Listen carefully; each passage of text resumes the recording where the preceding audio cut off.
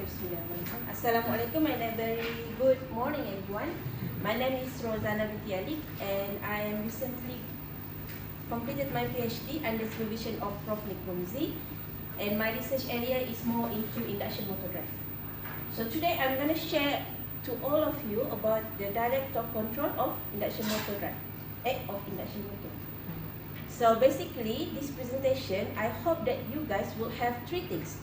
First, you have an idea of the basic principle of induction motor, DTC of induction motor. Secondly, you have an idea how to simulate and implement it into Simulink and also the DS1104. So just now, Prof. Nick already tell us about the FOC, field-oriented control, and another popular strategy to control the induction motor for vector control is direct torque control. And most of the researchers say this DTC is better than FOC because it has fast torque dynamic response and also it has simple control structure. I promise you, it is simple control structure compared to FOC. Okay? And the company that used this DTC is ABB. I think only that, right? Only that. Okay, so this is the block diagram of DTC. There are two components, the main components in DTC, which is first is the hysteresis controller, where the stator flux and the torque is being controlled by the hysteresis band. And secondly is the lookup table, where the voltage vectors are being selected to fulfill the demands, the stator and the torque of the induction motor. These two components only. Okay, based on the name direct torque control, it means that the torque and the flux is being directly controlled. There is no such transformation just now as the FOC. It's directly controlled, the torque and the flux. But how? So before we want to know about this, we must know that what type of voltage source inverter that we are using. So for my implementation, I am using three-phase voltage source inverter. Three-phase voltage source inverter means there are 8 switching states, means there are 8 possible voltage vectors. So this is the configuration of three-phase voltage source inverter as being described from the Dr. Julia's lecture yesterday. And this is the voltage vector diagram. There are 8. 1, 2, 3, 4, 5, 6, and there is a 0 voltage vector which is 0 and 7. So each voltage vector will give different impact to the stator and the stator flux and also the torque for the induction motor based on the flux sector position also. I will go deeper into this flux sector after this. So let's move to the first part, which is how we can control the flux in this DTC. So DTC, we are using this equation, stator voltage equation in stationary reference frame. I'm not gonna tell you how we derive this because this already been described thoroughly during Prof. Nick's presentation this morning, and we are using this. So we are neglecting the voltage drop across stator resistor because it is very small, so we left to this equation. So the stator flux deviation is equal to the voltage vector multiplied with the period of time. Okay, how to understand this? Let's say this is our stator flux. The location is here. When we apply, when this is t equal to t1, when we apply voltage vector number 4, then the stator flux will move towards this. Okay? When we apply voltage number 5, then the stator flux will move towards this direction. So basically it's like this. So the resultant of the stator flux from here to here is equal to the deviation is equal to voltage vector multiplied with the period of time. Okay? Then to further understand this, we look into the stator flux sector. This now said flux sector. So the flux sector, this is the flux locus, and flux sector consists of 6 sectors. 1, 2, 3, 4, 5, 6. How 6? The staff prof already told us also. So 6. The hysteresis band is here. So the flux locus is in between. So how much the gap of hysteresis band is depend on us, depend on the engineer, depend on the researchers that want it to be. But in normal practice, we are making it very, very small, which is usually we put it 0.01 for the upper band. The lower band, we put it negative 0.01 because the flux hysteresis band will be related to the harmonic current. So if the hysteresis band of the flux is bigger, then we have larger harmonic current. So we want it to become smaller, so make it smaller flux hysteresis band. So let's say the flux sector, sector flux is at this location, sector number 1, okay? And we apply the voltage vector number 3. Okay, voltage number vector, the red color. So from here, the flux will be decreased in magnitude when we apply voltage vector number 3. Okay? And when we apply voltage vector number 2, see, it will go here and the flux magnitude will become larger. That's all. And the flux increase when the voltage vector number 2 being applied. The same thing if the flux if the stator flux is at sector number 2. So when we apply vector number 4, it will decrease. Vector number 3, it will increase. The same thing.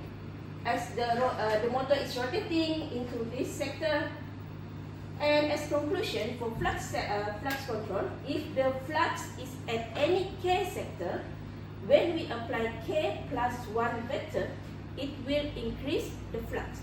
When we apply K plus 2 vector, it will reduce the flux. That's the summary of the flux control. Then we move forward to the block diagram of the DTC just now. This is the block diagram of the hysteresis controller. So this is the hysteresis controller is consists of the relay. So we set it 0.01 and negative 0.01, and the input is the flux error, and the flux error is equal to the flux reference minus to the flux magnitude. So we got the flux error, input to the hysteresis controller, and we get the flux error status. Okay, flux error status. So when the flux error status is equal to 1, so the voltage vector that will be selected will increase the flux. Okay, when the flux error status is equal to 0, the voltage vector is selected to reduce the flux. Okay? Okay. Then we move to the torque control. Right. So the torque control, we are using this equation, torque equation. And again, I'm not gonna explain in detail about how we derive this, but the most important part is this one, delta SR, which is the angle between the rotor flux and also the stator flux when we're dealing with the torque control of DTC. So let's see. This is the angle. This is the rotor flux, and this is the stator flux. Okay, the angle between it is the delta SR. So when T equal to 1, T equal to T1, this is the stator flux, for example.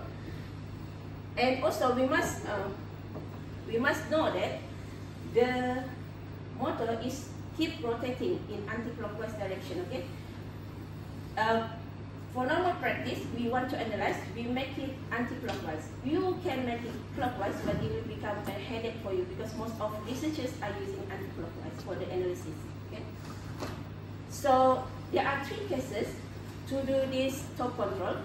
First case is when we apply the active forward voltage vector. We call it active because 1, 2, 3, 4, 5, 6 is active. Okay, this is 0. So this is active voltage vector. And forward because the stator flux, okay, let's say we give this voltage vector number 4, it moves forward. The stator flux is moved forward.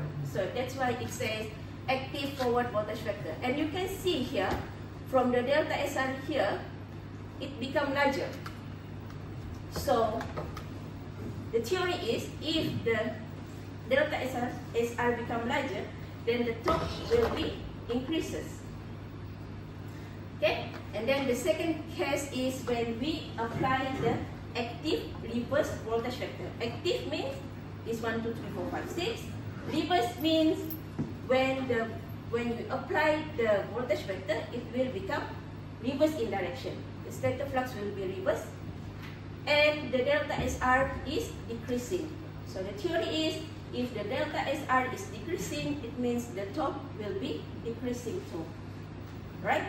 And then the third case, if we apply this zero voltage vector. When we apply this zero voltage vector, it means that the stator flux is not moving at all.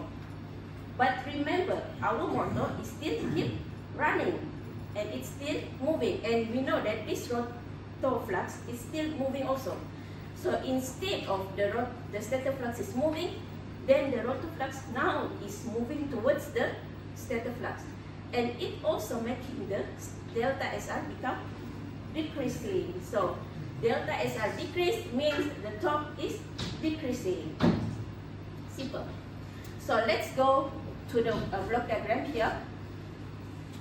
So same also, the hysteresis band also we choose how much it will be. But remember, the torque hysteresis band will affect your switching frequency and also your ripple of the torque. If we make it smaller, the ripple will become larger and the switching will be higher.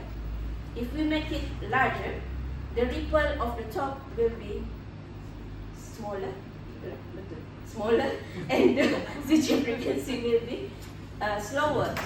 We will see this when we implement it at the lab later, and you will hear the differences of sound of when we make it this changing, when we change the hysteresis controller. So the input of this hysteresis is the torque error. The torque error is coming from the reference torque minus the magnitude of the torque. And also the same, it will give you the torque error status. So if the torque error status is equal to 1 here, the voltage vector will increase the torque. If it gives you 0, it will reduce the torque. If it gives you -1 here, the torque will be critically reduced. This happens when the speed is ramping down, usually. Ramping down or ramping up. Okay? Ramping down. Okay? So the torque will be decreasing abruptly, like that. So this DTC, how we want to conclude this. So the pioneer of this DTC, the Takahashi and Noguchi, they say, okay, let's make it into a table.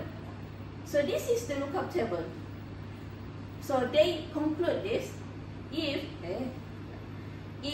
for example, your stator flux is at sector 3, and you want the flux error, the induction motor say, I want the flux to be increased, and I want the torque to be increased too. So the error status should be 1 and 1, and flux center is 3, so voltage vector 4 will be applied directly to the voltage source inverter. So we just make this lookup table into the algorithm, and it will choose directly. Okay? So simple, okay? So, alright. So how we simulate it using a MATLAB simulink. So before to simulate, we must know what is the parameter of our induction motor. So this is the parameter that I've been using, that we are available in our lab. The same parameter as Prof mixed just now. And to simulate a DTC, to have the parameter, first we need to measure the currents and speed, not voltage, this is typo. Currents and speed of the motor, and then we do some transformation for the currents. This is cannot be tak boleh dielakkan, because this current we need to analyze it. Okay, so we need from 3 phase to 2 phase, but it's very simple. I can show you the code after this. during the lab. Okay? And we can estimate the flux. We need to estimate the flux also using equation. And then we apply the hysteresis controller, which is we set it how much it will be. And then we select the appropriate voltage vector based on the lookup table that we include in the algorithm. And then we apply it to the voltage source inverter. Right? So you see it's the same configuration just now as Muhammad, as Prof. Nick, the same one, but the different thing is the control algorithm. So here is the measurement block, current transformation, and the control algorithm. So we look into the control algorithm. So first we need to estimate the flux. I'm using the S function code. If you curious how to do this, you can ask me and I will give you the code. Even the simulating file I can give you. And then for the hysteresis block here, this is just a relay and then you just put number there. For flux hysteresis, I'm using 0.01 and negative 0.01. For the torque hysteresis, I'm using 0.15 and the lower band is negative 0.15. And lastly, we have the lookup table here, also being coded with S function. And then lastly, apply the voltage vector to the voltage source inverter. And then how we want to simulate it using the D-space. Also the same configuration just now as Prof. Nick showed and Muhammad showed. Same one, PWM. Okay, in this DTC we are not using any modulator. Okay, there is no modulation at all. We just take the voltage vector and we apply it into the voltage source inverter. But for this application, for this implementation, I'm utilizing the SPWM of this space board. SPWM. Okay, so because before this we are using another FPGA to do the lookup table because it cannot handle. But now there is another way we can utilize this SPWM only, and we give directly the signal to the gate drivers and the voltage source inverter and run it. Okay, so this is the hardware setup in the lab. You can see it clearly during the implementation session after this. And the most important thing is here the D-space controller board, which is the D-space what is this? Interface board. Okay, so there are 4 points here that is very important. First is the encoder to receive the signal from the speed encoder, and the second one is the ADC where we receive the current signal from the current sensor, and we want to generate the PWM signal to the 1010 actually 10 switching signal to the gate drivers. And lastly, we use DAC here, utilize here to do the analysis to send it to the oscilloscope. So we compare the result. This is the simulation and this is the hardware implementation. I am giving acceleration speed and also deceleration speed from 0 until 150 to negative 150. So you can see that this is the rated flux 0.32 and the rated torque is 1.0. Okay, here. And you can see an obvious observation here where the flux is changing, reducing abruptly here, because in this simulation I'm not setting any flux saturation into the induction motor modeling. And for hardware implementation, you cannot see any because during at the induction motor it's already being set the flux saturation, so you don't need to do anything at the hardware implementation. But here is actually you need to do some setting, but I didn't do. Okay, and then we can see here also the torque and the flux are decoupled. What it means that flux is maintained at a constant value if at rated value during the transient step. See? That's it. And then the torque also is controlled by adjusting the angle between the stator flux and vector independent with the flux magnitude. That is what we call decoupled. So because of that, it allows a fast dynamic response. Just now, you see the scala have 5 seconds, okay, to ramping. Prof Nick, I don't know how much, Prof? Just now? 0.4 seconds. I have 0.0028 seconds. Just RAM. This is 2.8 milliseconds. So it's very, very fast. Then in summary, first, we know that, as my presentation, we know that this DTC is simple and easy to configure. And the torque and flux is also decoupled, which is the torque is independent with the flux is independent with the torque. And also it has a fast dynamic response of the torque. Just now you can see it ramping up by only 2.8 milliseconds. 0.28 milliseconds. And then the voltage vector selection is based on the current status of the torque and the flux demand. And also the selection is also considered the flux vector location within the sector. That's all. Thank you. Any questions?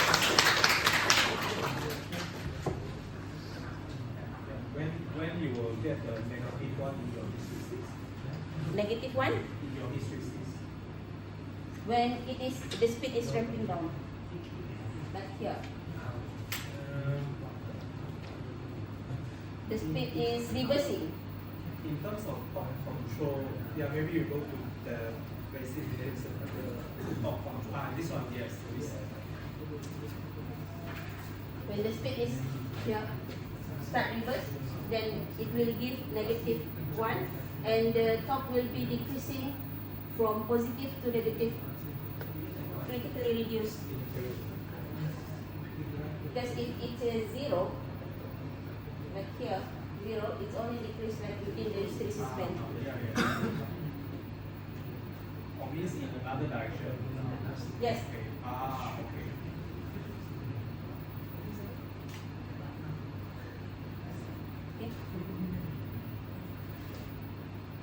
Then if you go from negative to positive, you are not showing negative.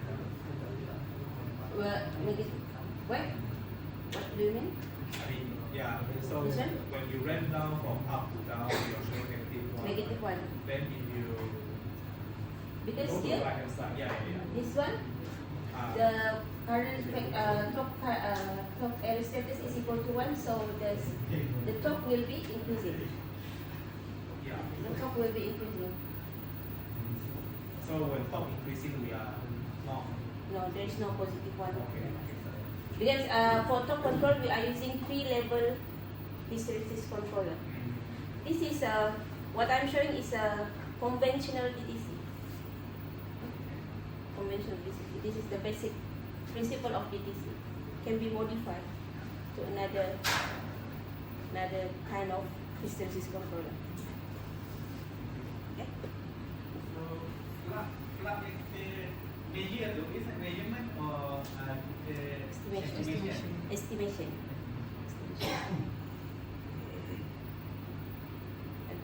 How do you estimate the flux? Using the equation, using the equation of the rotor flux equation from the because this now Prof Nick show stator flux equation, rotor flux equation. So I'm using rotor flux equation. Okay. Stator flux equation using current model. Sorry. Current model? Yes. Opening up. Okay, I can show you the equation that I'm using. Also, for DTC, I'm also using the C code to do the implementation of hardware. Because if we are using the Simulink, before this, previously, the previous researchers are using Simulink, and the sample time cannot go up to, cannot reduce to 35 microseconds. Only can go down until 50 microseconds. So it's not really good for estimation. So that's why we are using the C code. I will show you this afternoon how we code this. Same similar diagram. The first chart, right? If you go to right hand side, so why you still got the top when your speed already 0? You wish This is not 0. This is negative. Okay, 0. It is slowing down The later. speed is not negative. It is The speed is slowing down. negative pun, this is Slowing down, to slowing plus down. juga. Positive. Positive. Positive. Uh-huh. It is slowing down. Okay, so Yeah. it's not zero lah. Yeah. No, no, no. There is no. Yeah. If it is reversed, then the voltage vector is going to be different. Oh, Yeah. Yeah.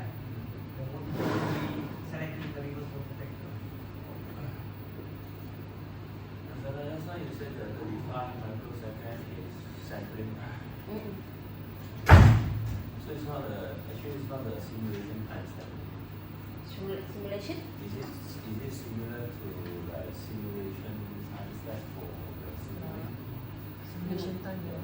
No, different. Different. Sampling time means how in one time how much you sample the sample. Sample. The sampling times means that in one period of simulation time, how many times you sample? Every every second, every in one millisecond. in Yeah. one time step or simulation time step, you're Yeah. sampling at 35 microsecond. Yeah, betul. Yeah, So- something like that. So that it means the simulation time step is much larger than 35 microsecond. The simulation time is always go to the infinity, and then for example from 1 to 20 milliseconds. Okay, so for example I have 1 microsecond of sampling time.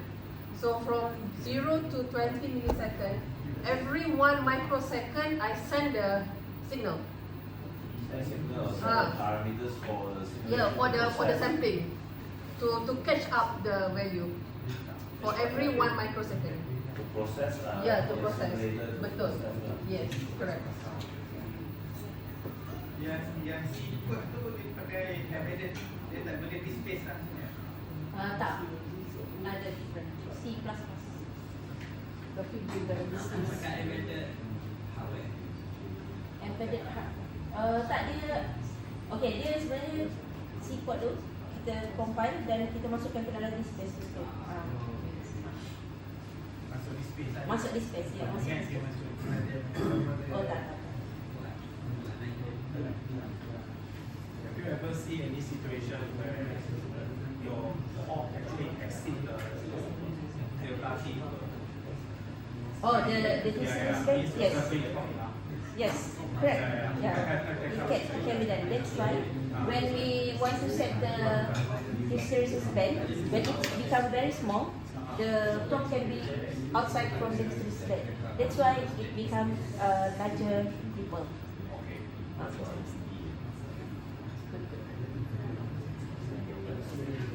Okay, thank you very much. That's all from me. Thank you, Razana. So, apa dia kan? Jelas. Ya.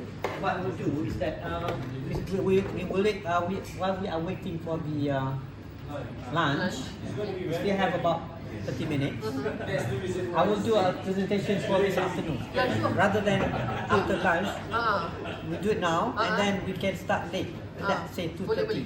boleh. Right? Sure, Okay. sure. All right.